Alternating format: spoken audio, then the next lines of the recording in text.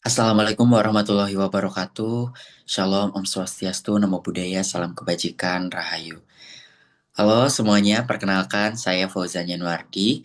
Saya mahasiswa akuntansi K4 dengan NPM 4144 yang hari ini saya ditugaskan oleh teman-teman saya untuk menjadi host di podcast mata kuliah akuntansi sektor publik dengan dosen Bu Herlina. Dan sebelum kita masuk lebih lanjut, saya akan memperkenalkan teman-teman saya yang hadir di Zoom kali ini. Mungkin bisa dimulai dari Septi, silakan. Ya, perkenalkan, saya Septia Fatimatu Utami, NPM 4108, dari kasus 1, bagian penyaji. Dilanjutkan oleh Rizka.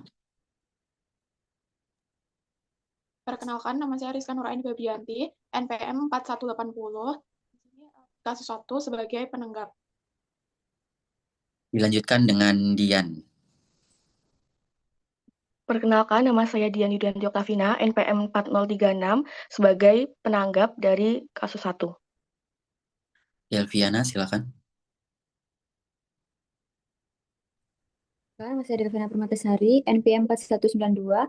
Di sini saya sebagai penanggap di kasus 2. Intan, silakan. Oke, sebelumnya perkenalkan, nama aku Intan Gita, NPM 4184.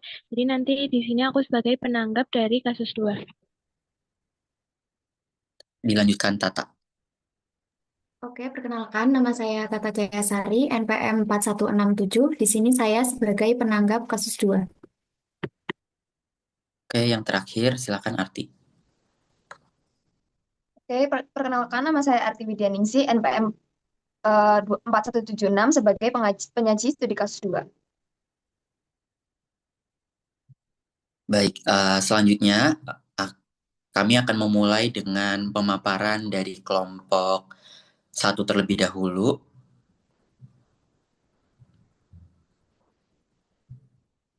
Kami silakan kepada kelompok 1 untuk memulai.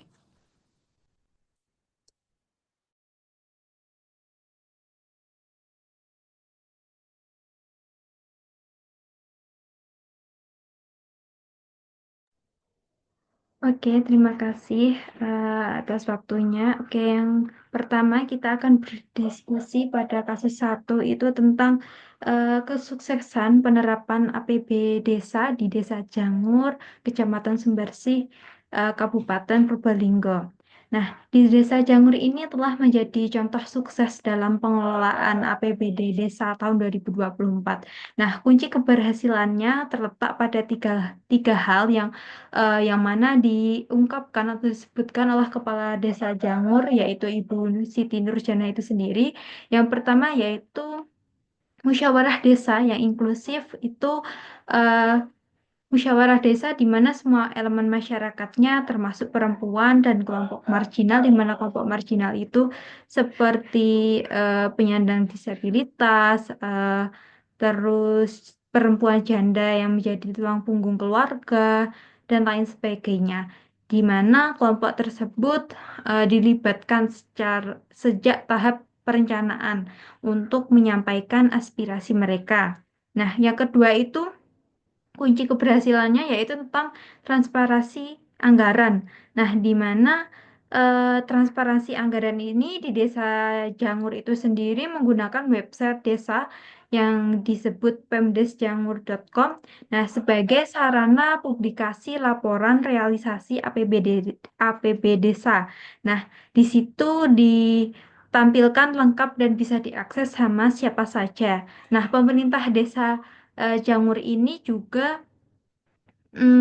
rutin untuk mempublikasikan laporan realisasi APBD desa. Nah, yang ketiga dan yang terakhir itu tentang pemanfaatan dana desa untuk pemberdayaan. Nah, di Desa Jangur ini mengimplementasikan seperti pembangunan balai tani, pelatihan UMKM, dan bantuan modal untuk petani muda. Nah, pendekatan ini berhasil meningkatkan kepercayaan warga, mempercepat pembangunan, dan juga meminimalkan konflik sosial. Nah, yang sudah kita ketahui tentang undang-undang yang mengatur pemerintahan desa, yaitu Undang-Undang Nomor 6 Tahun 2014. Nah, keberhasilan Desa Jangur itu sejalan dengan undang-undang tersebut. Dan juga Permendagri Nomor 20 Tahun 2018 tentang pengelolaan keuangan desa yang menekankan pentingnya partisipasi masyarakat dan keterbukaan oleh pemerintahan desanya. Nah, kasus ini membuktikan bahwa jika pemerintah desa membuka ruang dialog dengan masyarakatnya dan mengelola dana dengan niat baik, maka dana desa itu bisa menjadi alat transformasi nyata bagi masyarakat. Oke, eh, itu dulu dari penyaji, mungkin bisa dilanjutkan.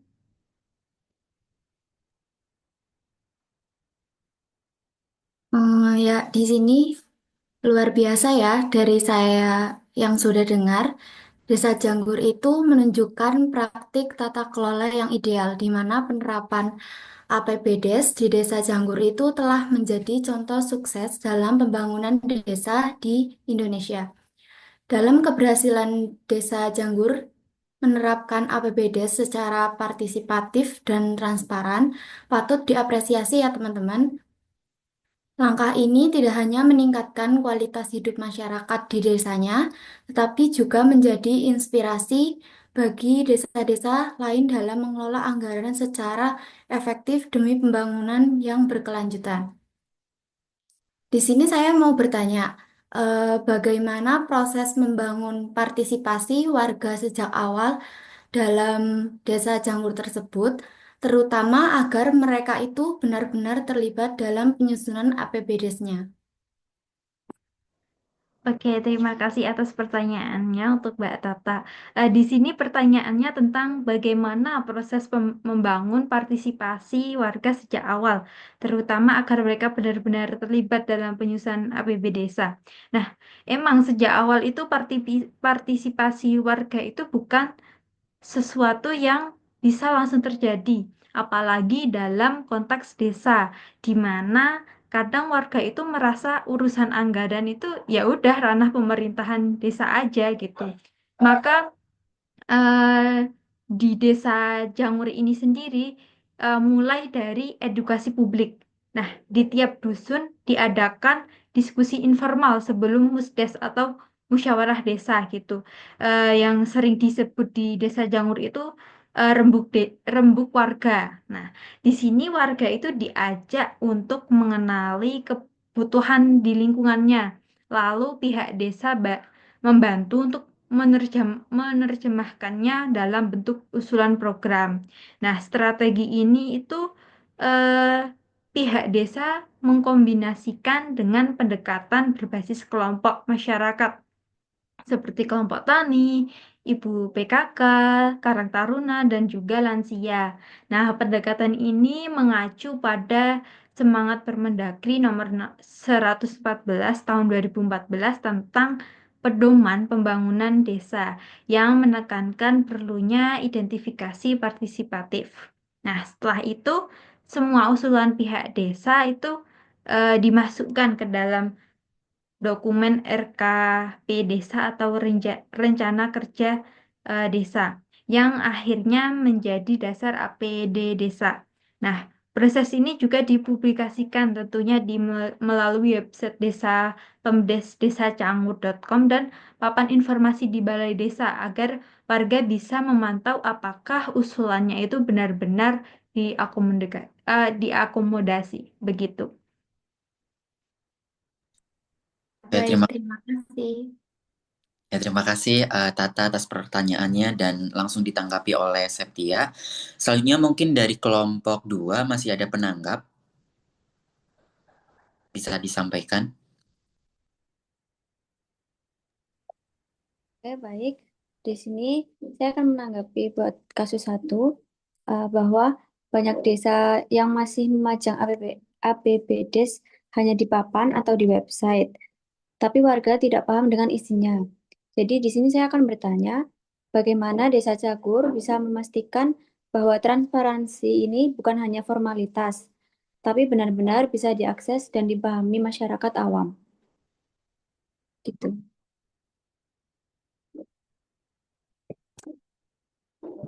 Baik, Baik, terima terima kasih kasih atas atas pertanyaannya pertanyaannya dari dari Mbak Mbak David. David. Di Di sini sini saya saya ingin menjawab, pihak menyadari tidak cukup hanya dibuka, tapi harus dimengerti.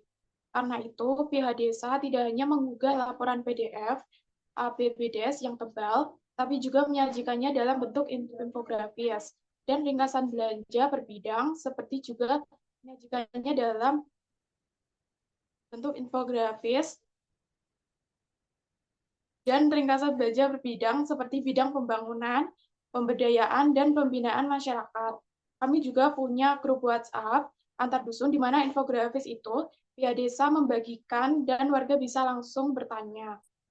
Bahkan sempat diadakannya acara ngopi bareng APBDes atau diskusi santai di balai desa untuk menjelaskan isi laporan dengan bahasa yang ringan. Itu semua merujuk ke semangat Permendagri nomor 20 tahun 2018 pasal 40 yang mengharuskan desa mengumumkan informasi pengelolaan keuangan desa secara terbuka kepada masyarakat.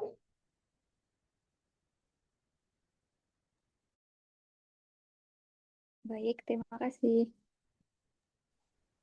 Oke, terima kasih atas tanggapannya dari Delviana dan jawabannya dari Rizka. Selanjutnya, apakah masih ada tanggapan lain dari kelompok 2 ke kelompok 1? Oke, mungkin aku mau nanggepin juga.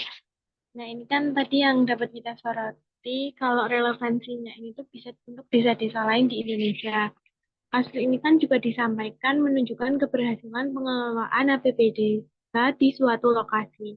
Namun kita tidak bisa apa ya menggeneralisasi keberhasilan itu ke seluruh desa. Jadi setiap desa tuh kadang memiliki kondisi geografis atau SDM sama kebutuhan masyarakat yang beda-beda. Maka penting untuk melihat apakah model pengelolaan ini tuh sukses dan benar-benar diadaptasi oleh desa lainnya dengan karakteristik yang berbeda. Mungkin selanjutnya aku mau tanya, gimana sih desa lain tuh bisa niru dari praktik desa Janggur ini dan apa penyesuaian yang perlu dilakukan agar pendekatan ini tuh bisa diterapkan dalam konteks yang berbeda. Misalnya di desa-desa terpencil atau masih yang minim literasi digital.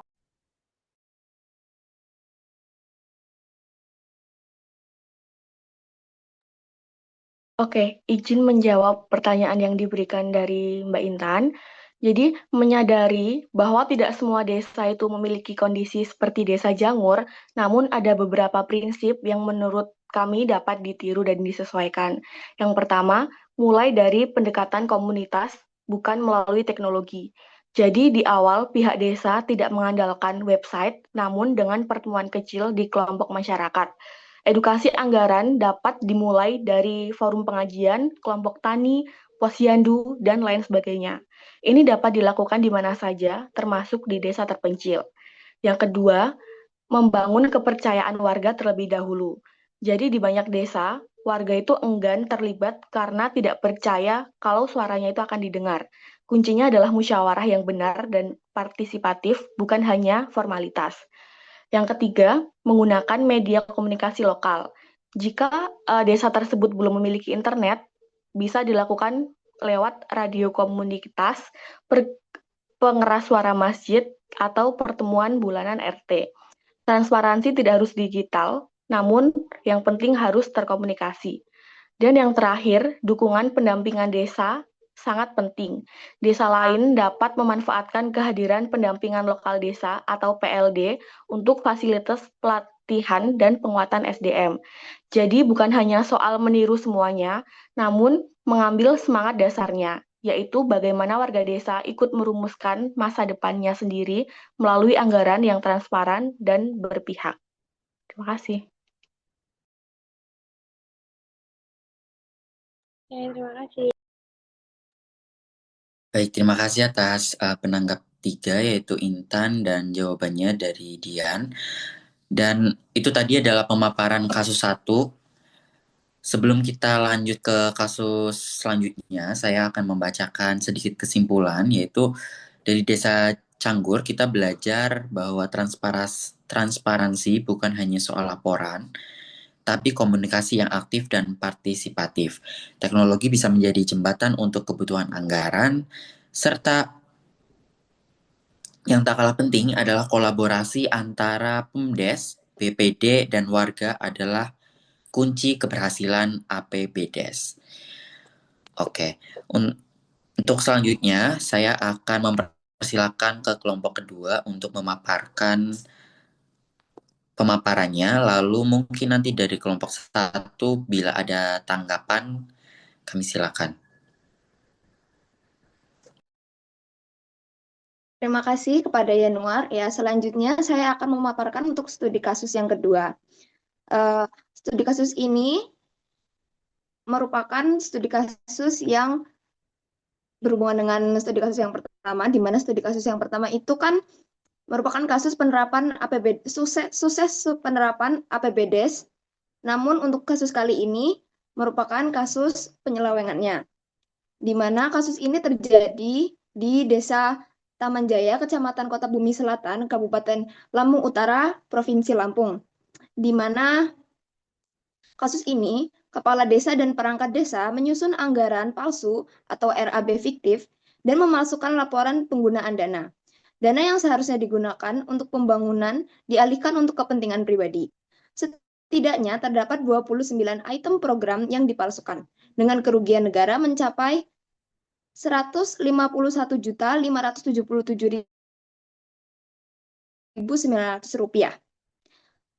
Faktor penyebabnya sepertinya tidak ada musyawarah sebelum kegiatan, rendahnya tingkat pendidikan aparat desa, tekanan ekonomi pribadi, serta kepentingan politik dan lingkungan sekitar.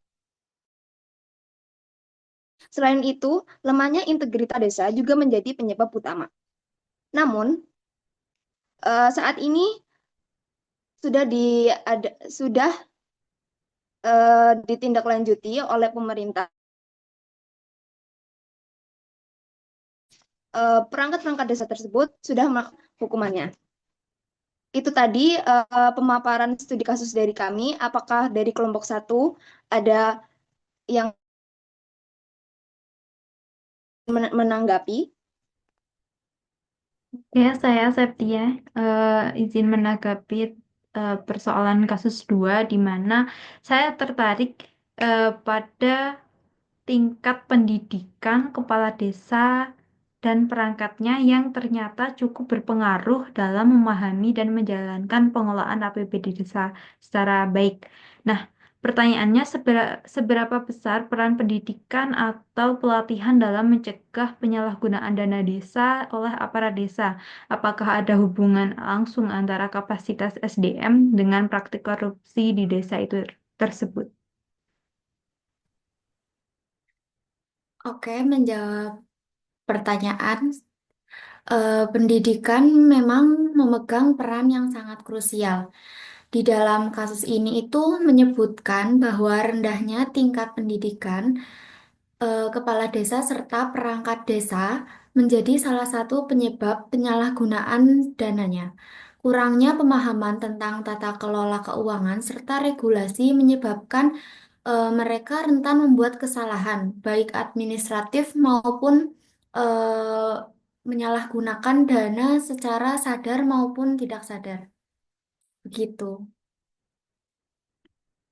Untuk penanggap yang lain, apakah ada yang ingin ditanyakan?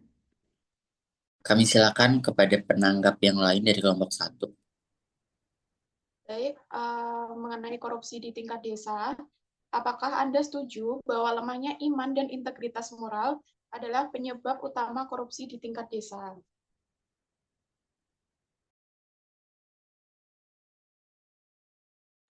Silakan untuk kelompok 2 dijawab. Baik, saya akan menjawab.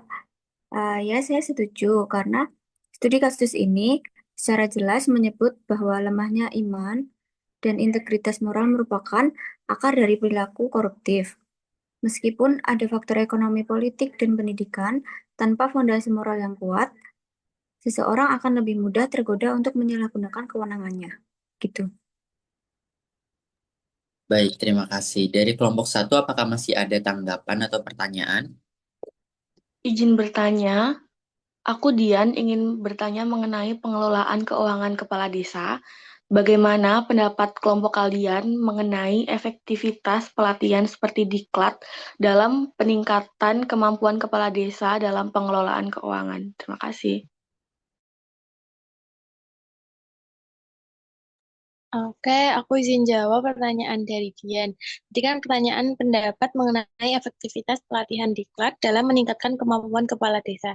Jadi pelatihan ini tuh bisa dibilang langkah solutif yang penting. Kan dalam dokumen studi kasus ini tuh diklat disebutkan sebagai salah satu solusi preventif untuk mencegah korupsi. Namun efektivitasnya ini tuh tergantung pada kualitas pelatihan, keseriusan peserta, dan adanya evaluasi pasca latihan.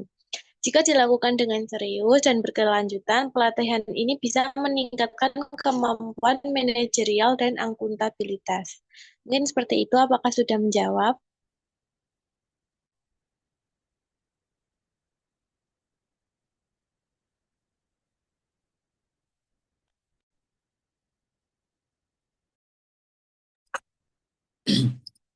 Baik, terima kasih atas tanggapan-tanggapan dan jawaban-jawaban dari kedua kelompok. Selanjutnya saya akan membuat kesimpulan dari kasus 2, yaitu tadi disebutkan penyalahgunaan dana desa sering terjadi akibat lemahnya musyawarah, rendahnya kapasitas SDM, dan integritas kepala desa yang bermasalah.